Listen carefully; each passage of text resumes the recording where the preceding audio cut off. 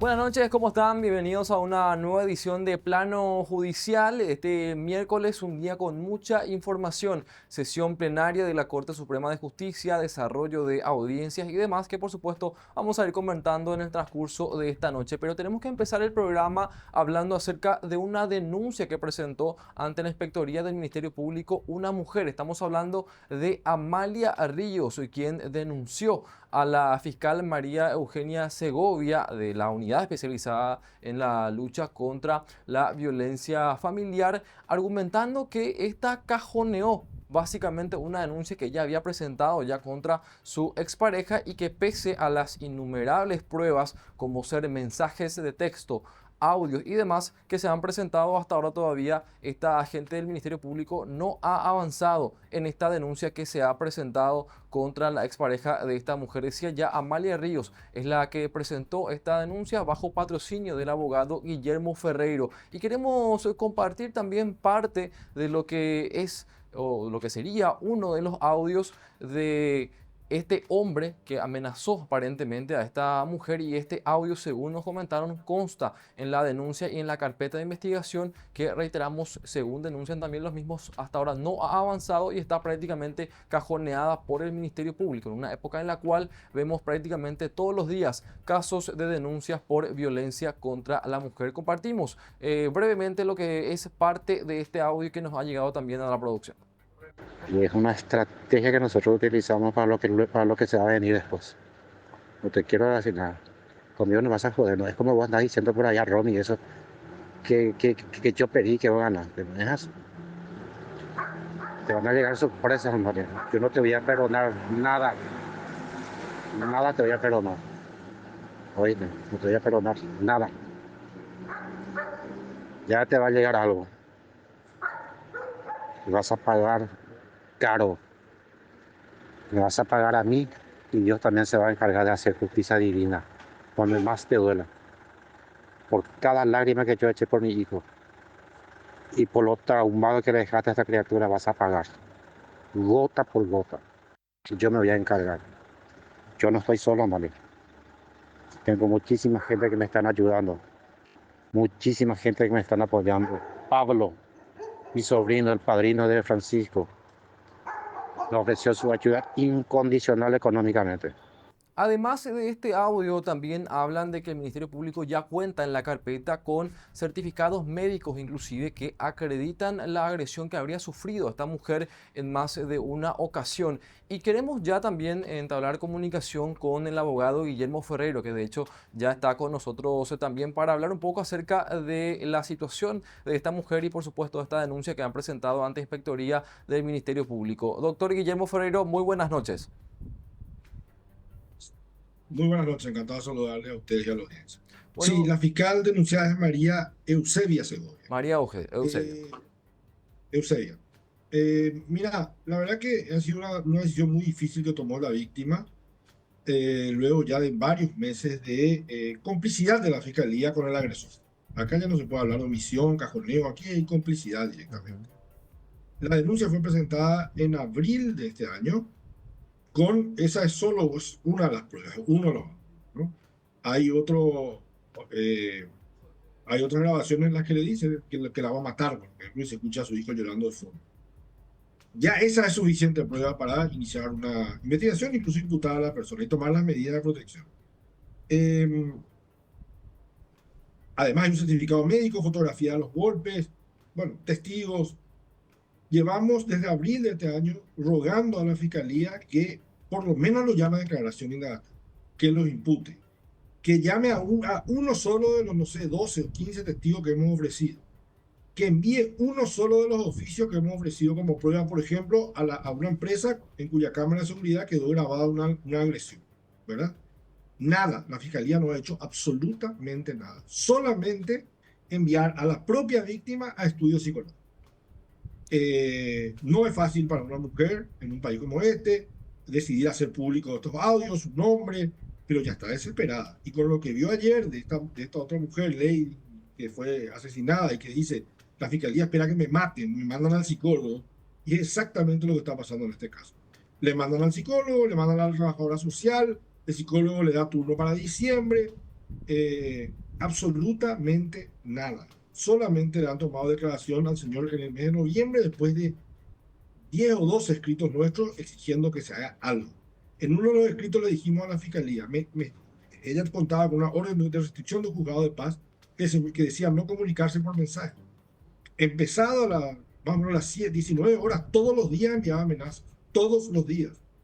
Cada día teníamos que bajar esa amenaza, desgrabar, cargar un pendrive, llevar a la fiscalía, nada, absolutamente nada.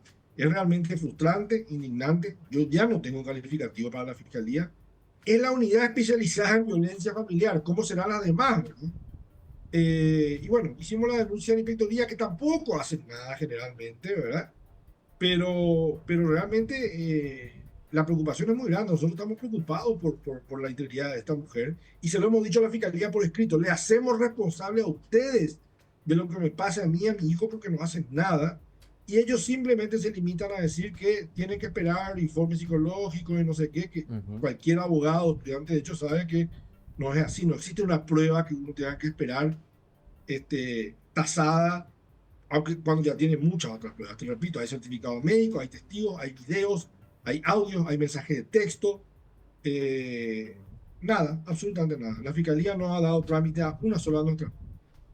Doctor, además de esta denuncia penal que habían presentado ustedes en el Ministerio Público, ¿hay alguna acción en lo que respecta en los juzgados de paz, en algún juzgado de paz, alguna prohibición de acercamiento? ¿O cuál es la situación respecto a eso, la relación que tiene actualmente con su expareja, si es que hay una medida judicial? Claro, lo primero que hicimos fue al juzgado de paz y obtener una orden de restricción que le prohibía al comunicarse incluso por mensaje de texto. Ese audio que acabas de escuchar es violando esa prohibición, esa orden judicial. Cuando denunciamos eso en fiscalía, ¿qué nos dicen? Denuncien el desacato. Ok, yo puedo denunciar el desacato, pero ¿qué pasa con la agresión que continúa, que se está dando en este momento porque usted no hace nada? Cada vez que iba a la fiscalía me decían, denuncien el desacato. Denunciamos el desacato. Llevé el escrito con el sello, con el cargo de recibido, y me dijo, pero vos, doctor, no denunciar el desacato. Acá. Bueno, ¿ahora qué vas a hacer con la agresión? Y no, usted entiende que no podemos, no es así, no, bueno, es tu opinión de eso.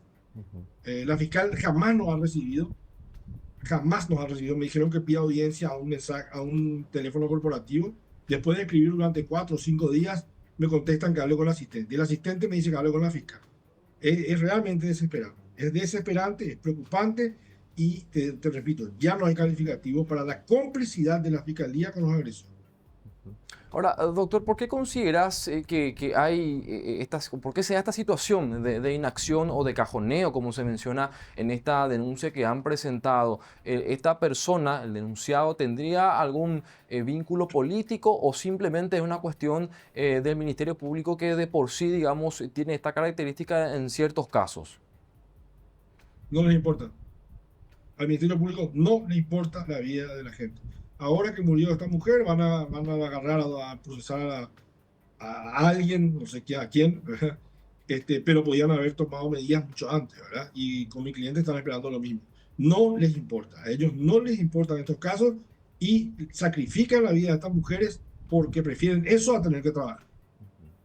Ahora, ¿dónde estaría el problema, doctor? Además de lo que es el Ministerio Público, ¿no? Porque hablamos de un conjunto de instituciones que deberían de brindar la seguridad a las mujeres, por supuesto, que son víctimas, y a cualquier ciudadano que acuda ante la justicia en búsqueda de ayuda cuando presenta una denuncia. La Policía Nacional, de por ahí los juzgados, ¿por dónde pasaría, digamos, también el problema, doctor? Además de lo que es el trabajo del Ministerio Público, que es el encargado de, digamos, realizar las investigaciones y, por supuesto, llevar e impulsar lo que es el proceso penal.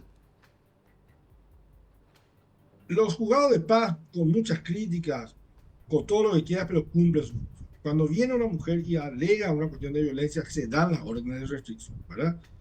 La policía, dentro de todo, actúa ya cuando hay un delito en ese momento.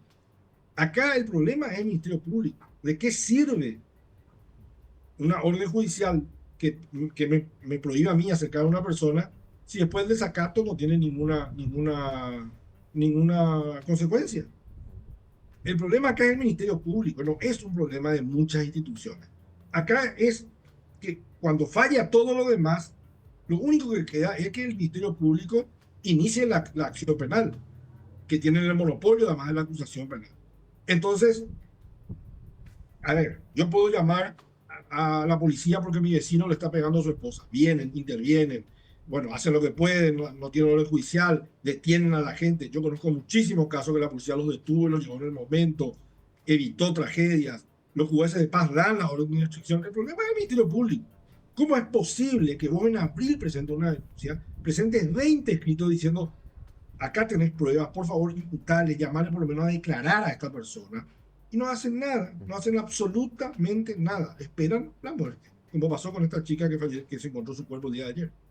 Ahora, ¿qué puede hacer la Fiscalía un poco también, doctor? Por supuesto, esto para que lo entienda la gente. Ya cuando uno presenta denuncias se imputa y abrir una causa penal. ¿Qué es lo que conlleva un poco también eso y de qué forma se podría proteger a una víctima de violencia cuando la Fiscalía abre una causa penal? Ya y por supuesto se da intervención incluso a lo que es un juzgado de garantías y el Poder Judicial. ¿Cómo se da esa situación, doctor? ¿Y en qué, digamos, se podría mejorar y se podría ayudar a una víctima para poder protegerla de este tipo de hechos de violencia? Desde el punto de vista del proceso penal, cuando la fiscalía recibe una denuncia, tiene que analizarla. Hay casos donde la mujer dice, yo he sido agredida verbalmente y no tiene pruebas.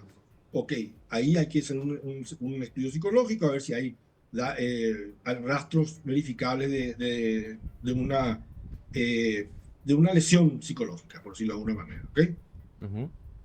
Pero si vos analizás las pruebas y tenés grabaciones, tenés videos, tenés testigos, tenés audios, lo que tiene que hacer la fiscalía es imputar. Y con la imputación, lo que viene son las medidas cautelares. Y si tenés un caso en que el ciudadano cometió una vez el hecho y luego no lo hizo más, podemos entender que las medidas cautelares sean, por ejemplo, el arresto domiciliario o la obligación de firmar el libro. Claro. Pero si como en este caso tenés un audio enviado a una fecha donde ya había una orden de restricción, obviamente se aplica lo que dice el Código Procesal Penal, que aquel que obstruye la investigación y el que acosa a la víctima obstruye la investigación, corresponde la prisión preventiva. Entonces existen los mecanismos y además existen los criterios para manejar y aplicar esos mecanismos, ¿verdad? Son un poco técnicos, un poco largos, pueden ser un poco aburridos, pero los fiscales lo saben. Entonces, si yo tengo acá una denuncia y tengo un audio y tengo un certificado médico y tengo la lesión a la persona y tengo 2 testigos y habiendo ya una orden de un juez, esa persona sigue enviando mensajes amenazando de muerte. Esto que ustedes pasaron es solo uno, hay muchos más, ¿verdad? Y bueno, la fiscalía tiene todo para solicitar una prisión preventiva, por ejemplo, ¿verdad? Es increíble que con todas estas pruebas no hagan nada, absolutamente nada. Es indignante. No han librado uno solo de nuestros oficios. No han llamado a uno solo de nuestros testigos. En noviembre, en abril fue la denuncia. Lo llamaron a declarar al señor y me dicen a mí, que a ver, si hay algo en lo que yo tengo experiencia es en ganar y escuchar a los fiscales. Me explican asistentes fiscales, que ni siquiera son fiscales, porque el fiscal nunca dio la cara, nunca nos recibió.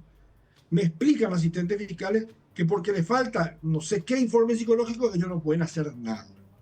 Y eso te lo puede decir cualquier estudiante de derecho, no es cierto. Eso es simplemente encubrimiento. Ahora, ¿qué nos queda? Ir a inspectoría, que es como asuntos internos de la fiscalía, Sí. gente que no conoce, ¿verdad? Tampoco hacen nada. O sea, todo el sistema de la fiscalía. Yo ya denuncié en el 2022 a Sandra Quiñones porque encubrían a jóvenes que habían asesinado a sus parejas. La fiscalía los encubrió y estaban los mensajes telefónicos. No pasó nada. No pasa nada. A la fiscalía no le importa la vida de los ciudadanos, y menos de las mujeres que están en una espiral de violencia en el ámbito familiar. Bueno, doctor, vamos a dar también, por supuesto, seguimiento a este caso. Te agradecemos mucho por tu tiempo y por los datos. Muchas gracias, doctor Guillermo Ferreiro. Muchas gracias. Buenas noches. Bueno, el abogado Guillermo Ferreiro hablando entonces acerca de esta denuncia que han presentado ante Inspectoría del Ministerio Público, una inacción brutal, de acuerdo a sus palabras también, de una agente fiscal de una unidad especializada en un caso de violencia familiar. Habrá que ver qué acciones toman ahora del Ministerio Público. Lo cierto y lo concreto es que ya en varias oportunidades se han denunciado fiscales ante esta dependencia de la Fiscalía, estoy hablando de Inspectoría, y muchos resultados, muchas conclusiones todavía no se han dado a conocer por parte de esta institución. Así que habrá que ver qué ocurre también en esta causa. Nosotros tenemos que hacer la pausa y a la vuelta seguimos con más aquí en Plano Judicial.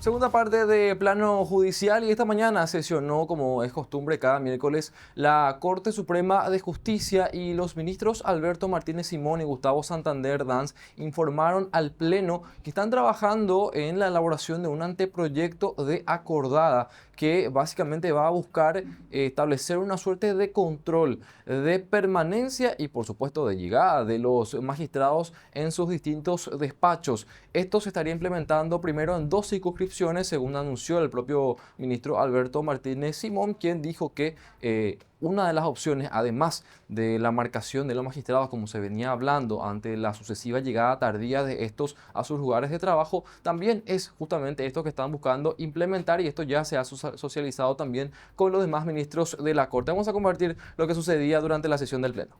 Un reloj digital no era la mejor solución o no era la única solución, y por eso estuvimos trabajando con la directora de tecnología, con la señora Rosalía Chamorro, quien dio soporte técnico a este anteproyecto de acordada que queremos poner a disposición de los colegas a efectos de que analicen la misma, porque después podemos extender a otras circunscripciones judiciales y veamos si esta herramienta puede ser utilizada a efectos de establecer un control, creo que mucho más fidedigno, mucho más propicio, mucho más eficiente a efectos de medir la productividad de los magistrados, que es lo que siempre pregonamos.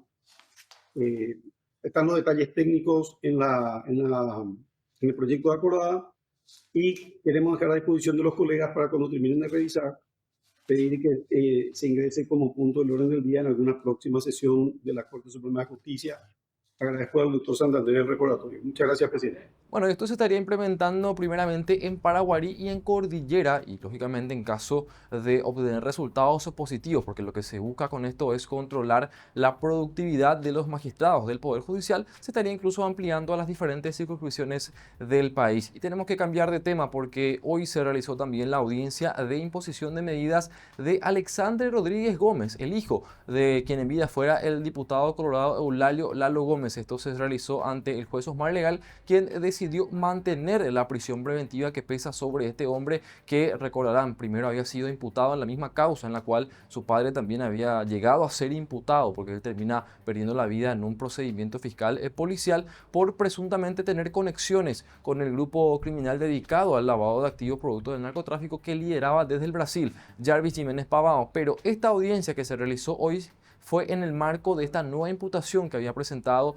el Ministerio Público por tráfico internacional de armas, asociación criminal, y también se habla incluso de lavado de activos, y puntualmente se le atribuye a este hombre, Alexandre Rodríguez Gómez, haber integrado y ser pieza fundamental, inclusive podemos decir, de un esquema que se dedicaba ya puntualmente al tráfico de drogas desde Paraguay. Se habla inclusive de cargas de marihuana y de cocaína. Finalmente el juez decidió mantener entonces la prisión preventiva de quien va a seguir recluido de esta manera en la Penitenciaría Regional de Encarnación. Esto en el marco del proceso derivado, reiteramos, del operativo Pavo Real 2. Y también tenemos que hablar sobre lo que ya estamos dando seguimiento, inclusive lo que se conoce como el esquema de la mafia de los pagarés, porque el abogado Jorge Rolón Luna comunicó a través de sus redes sociales que fue citado ya inclusive por el Ministerio Público. La fiscal Soledad González lo citó para una declaración. Se ha abierto ya una investigación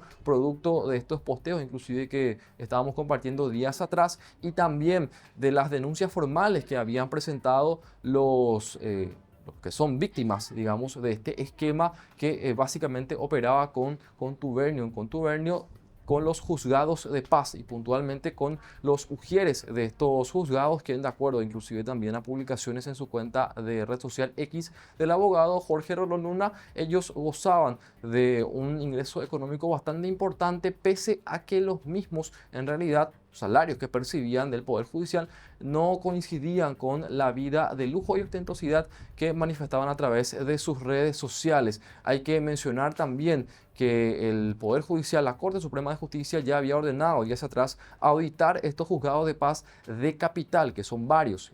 Entre ellos, por supuesto, está el de Encarnación, el que está cerca del Palacio de Justicia, que es de la Catedral, que funcionan en un mismo edificio. Estos juzgados de paz tramitan diariamente varios casos, varios expedientes, juicios ejecutivos que, según denuncian varias víctimas, son para ejecutar pagarés que en su caso ya habían sido finiquitados, ya habían sido cobrados en su totalidad, pero que de igual manera son presentados por varias empresas para poder seguir realizando estos descuentos compulsivos a los salarios de estas personas que en su mayoría son funcionarios públicos. Y tenemos la imagen también para compartir de esta citación que hizo la fiscal Soledad González al abogado Jorge Rolón Luna, quien va a acudir de esta manera entonces ante el Ministerio Público para poder dar justamente su declaración en torno a esta denuncia que él mismo hacía por redes sociales. Y tenemos que cambiar de tema ya para hablar acerca del rechazo de un pedido de tutela jurisdiccional que presentó Armando Javier Rotella, el líder del clan Rotella, que está recluido en una penitenciaría, esto en la penitenciaría de Emboscada, luego de este operativo Veneratio, en el cual a él se lo saca finalmente de Tacumbú, que es una penitenciaría que él básicamente dominó a lo largo de estos años. Inclusive él seguía operando desde dicho lugar de reclusión. Y lo que resaltamos de esta resolución, en la cual, además de rechazar ese pedido de tutela jurisdiccional, la jueza exhortó a las autoridades penitenciarias a que arbitren los medios necesarios para poder, por supuesto, preservar el estado de salud de este recluido. Él declaró